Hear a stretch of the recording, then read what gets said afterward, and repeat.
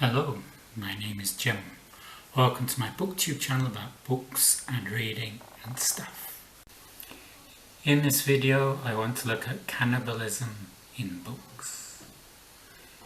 I'm not much of an expert on cannibalism. I don't have fava beans or Chianti on hand. Cannibalism is very much a taboo in current society. In history it's been quite prevalent over the centuries. The word cannibalism comes from Carib. When Columbus went to Guadeloupe, he heard about a tribe called the Carib, and he heard that they practiced cannibalism. Carib became corrupted to cannib and then cannibal, and Columbus told the Queen of Spain that they practiced cannibalism.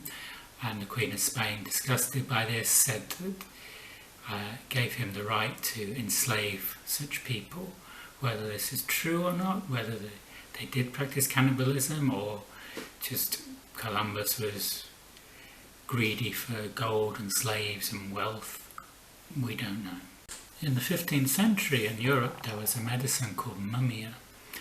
This was used for many different ailments, but the origin of this brown powder was from the ground up remains of Egyptian mummies, and it was supposed to be a cure for epilepsy, for warts and many other things. In Papua New Guinea, until recently, it was quite common in the tribes to eat the bodies of the dead. This was done in respect to the dead. But this caused its own problems, because if you eat human brains you risk getting a deadly disease called Kuru. There are many examples of survival cannibalism throughout history, from times of famine or siege or expeditions that have gone disastrously wrong, like the Donner expedition, the plane crash in the Andes in the 1970s with the Argentinian rugby team on.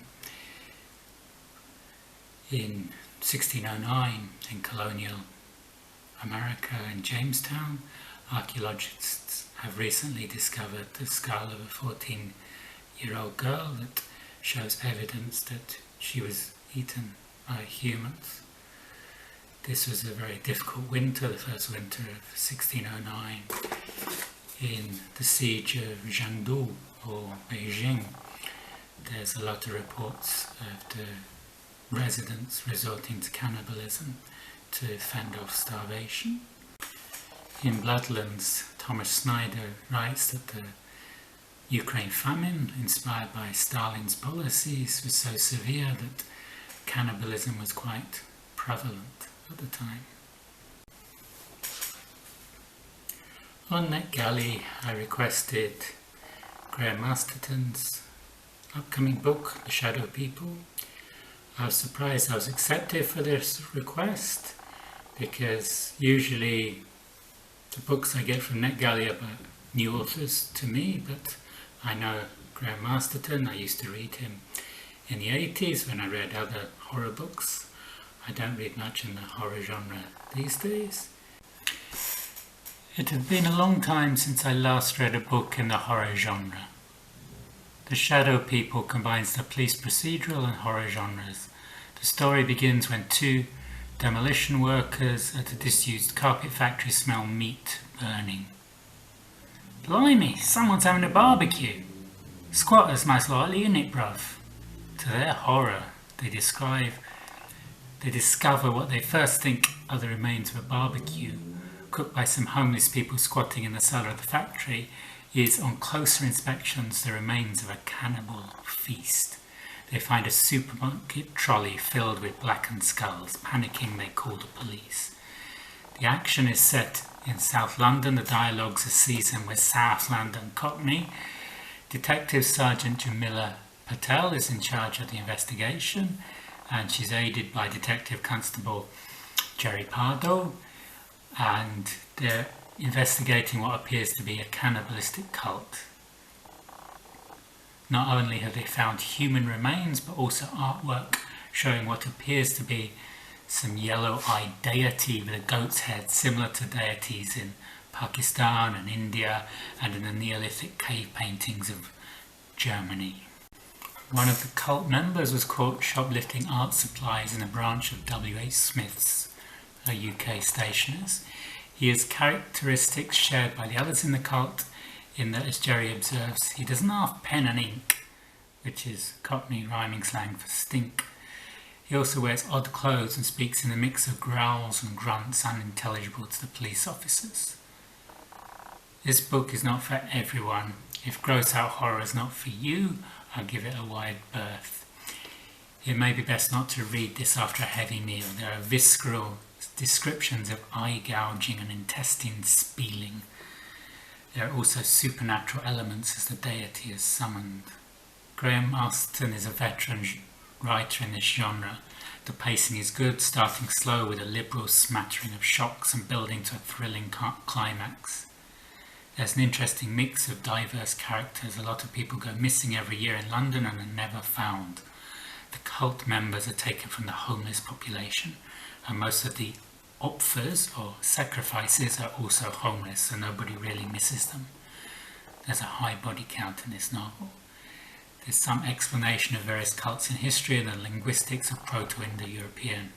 If you can stomach the horror, it's a good read and will satisfy fans of both the horror and the police procedural genres. I was born in London, so I understood most of the slang, but even I had to check the Urban Dictionary for some terms like melt, which means a complete idiot. I gave this book 4 out of 5. The Shadow People is due out in paperback on the 1st of December. If you have the stomach for cannibalism, reading cannibalism, that is, not eating people, I'd recommend it. In fiction we sometimes encounter cannibalism, like in Robinson Crusoe by Daniel Defoe. Also, an interesting story was by Stephen King, Survivor Type, which appeared in Skeleton Crew collection in 1985. Survivor Type is about a surgeon who is stranded on a desert island. He has a broken ankle and he manages first to kill a seagull. He's also stranded with a lot of heroin.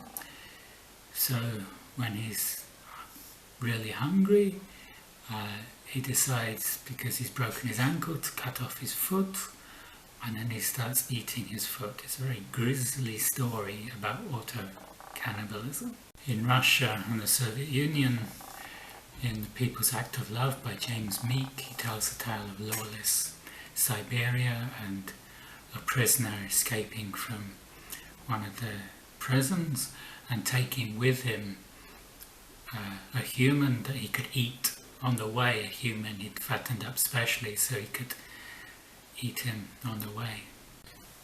In my first year at university, in American Studies, we studied Herman Melville's book Typee, which is set in the Marquesas Islands in the South Pacific. Typee, published in 1846, was originally published as non-fiction, but Herman Melville used a lot of artistic license to embellish his tale of being stranded on the Marquesas Islands. There's a lot to talk about cannibalism, about the fear of cannibals, but they never actually encounter cannibal tribes. Herman Melville today is best known for Moby Dick, but during his lifetime, Typee was his most successful publication. Probably the most famous cannibal in literature is Hannibal Lecter, who is in The Silence of the Lambs, and its prequel, Red Dragon, and then Hannibal and Hannibal Rising by Thomas Harris. And he talks about eating the liver of a colleague with Chianti and fava beans. If you like this video, you can like and subscribe below, and I'll see you on the next video. Goodbye.